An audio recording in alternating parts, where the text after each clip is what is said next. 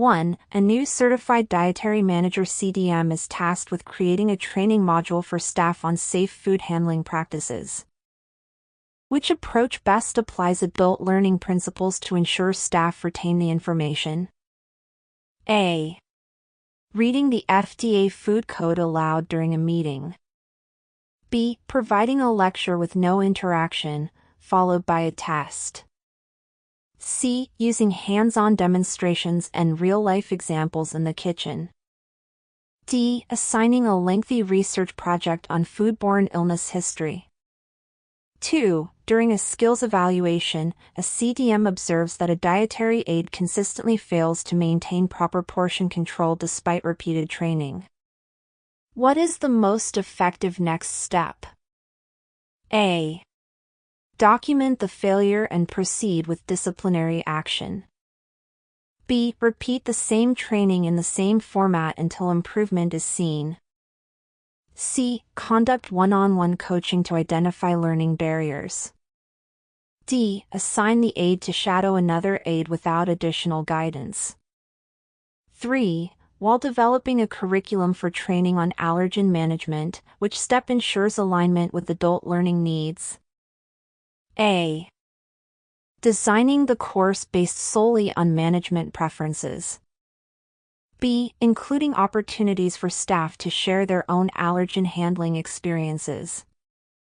C. Making the training entirely theoretical with no practical application. D. Using only printed manuals for instruction. 4. A CDM notices that some staff struggle with following updated meal service regulations. Which evaluation method would best identify the gap in compliance? A. Anonymous staff satisfaction survey. B. Written self-assessment.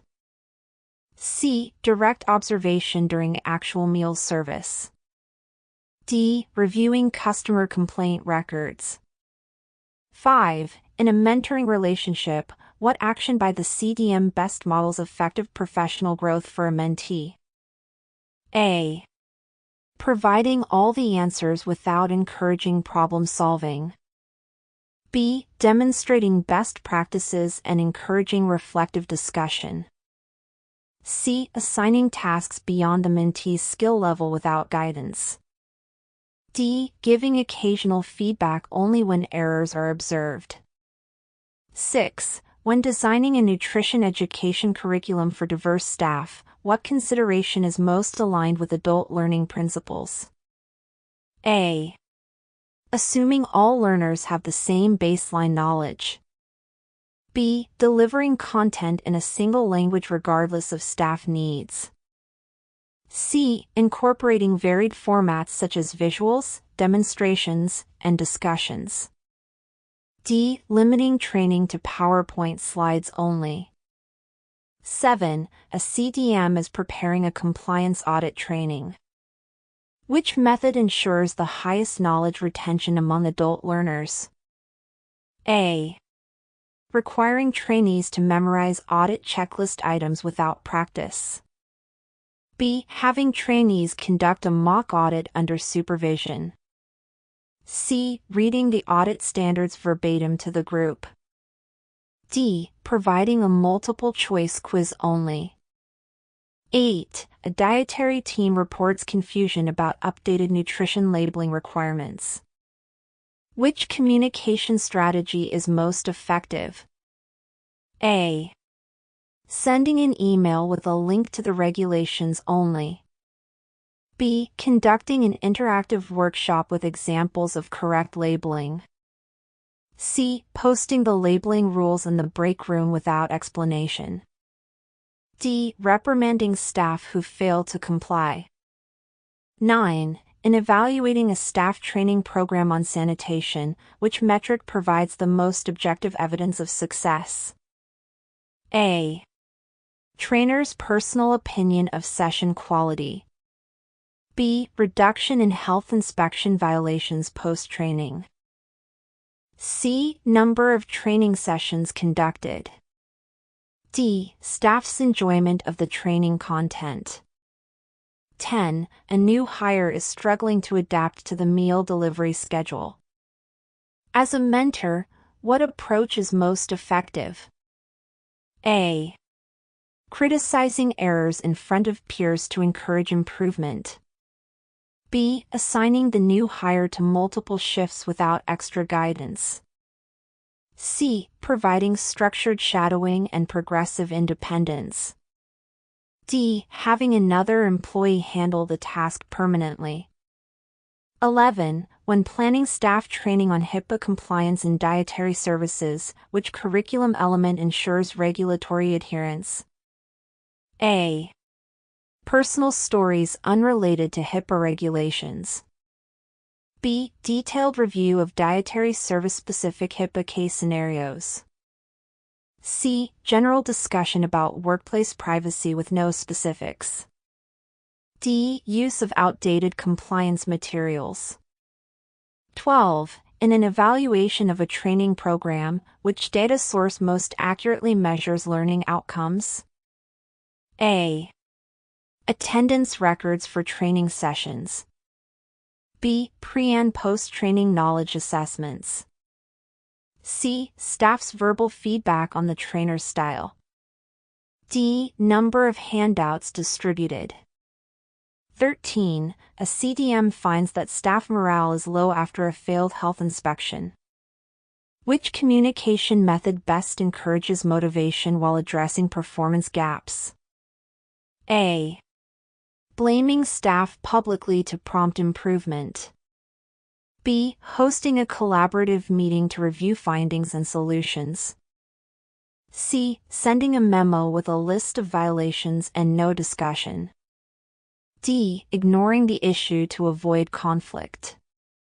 14. When creating a mentoring plan for a newly promoted lead cook, which component is essential for success? A. Clear goals, regular check-ins, and opportunities for feedback. B. Unstructured guidance based on daily needs only. C. Occasional encouragement with no formal plan. D. Providing only written instructions for job tasks. 15. Which of the following is the best example of formative evaluation in dietary staff training? A. Reviewing a completed course evaluation form after training ends. B. Observing trainees during practice to give real-time feedback. C. Conducting a final exam at the end of training. D. Comparing inspection scores before and after training. 16. A CDM needs to ensure staff follow a new state-mandated allergen control procedure. Which action best combines regulatory compliance and adult learning principles? A. Posting the state regulation text in the kitchen without explanation. B. Conducting hands-on allergen control drills during meal prep. C. Sending a memo with bullet points of the regulation. D. Expecting staff to self-study the requirements on their own time. 17. During a team meeting, staff express uncertainty about the reasoning behind certain sanitation steps. Which adult learning approach should the CDM use? A. Explain the scientific basis and demonstrate the procedure in action. B. State the steps without providing any rationale. C. Instruct staff to follow orders without asking questions. D. Provide a lengthy policy document without discussion. 18. In developing a curriculum for cultural competency in dietary services, which strategy is most effective? A. Role-playing scenarios involving diverse dietary needs. B. Requiring staff to read cultural dietary articles without discussion. C. Limiting training to a single culture's food practices. D. Providing a generic food safety lecture. 19. A CDM is reviewing staff compliance with tray accuracy for patients on special diets. Which evaluation method would provide the most accurate assessment? A. Self-reported accuracy logs by staff. B. Random in-person checks during tray assembly. C. End-of-month summary reports only. D. Asking patients to report errors after meals. 20. After implementing a new training program, the CDM wants to measure its impact on patient satisfaction. Which evaluation method is most effective? A. Reviewing meal delivery times without patient feedback. B. Conducting patient satisfaction surveys pre- and post-training. C. Measuring only the number of staff trained. D. Observing staff without considering patient perspectives. Certified Dietary Manager CDM. The Certified Dietary Manager CDM test is a professional certification exam designed to evaluate the knowledge, skills, and competencies of individuals managing food service operations in healthcare, correctional, school, and other institutional settings. It assesses expertise in nutrition, food safety, sanitation, personnel management, menu planning, regulatory compliance, and budgeting. The exam measures the ability to apply practical solutions to real-world challenges, ensuring quality food service and patient or client satisfaction. Passing the CDM test demonstrates mastery of industry standards, adherence to federal and state regulations, and commitment to professional excellence in dietary management. Here are the top 5 beneficial uses of Certified Dietary Manager exam. 1. Professional validation. Confirms a manager's expertise in nutrition, food safety, and operational leadership, enhancing credibility and trust within the industry. 2. Career advancement. Opens opportunities for promotions, higher pay, and specialized roles in healthcare, education, and institutional food service. 3. Regulatory compliance. Equips managers with the knowledge to meet federal, state, and local food service regulations, reducing legal risks and ensuring high safety standards. 4. Operational efficiency.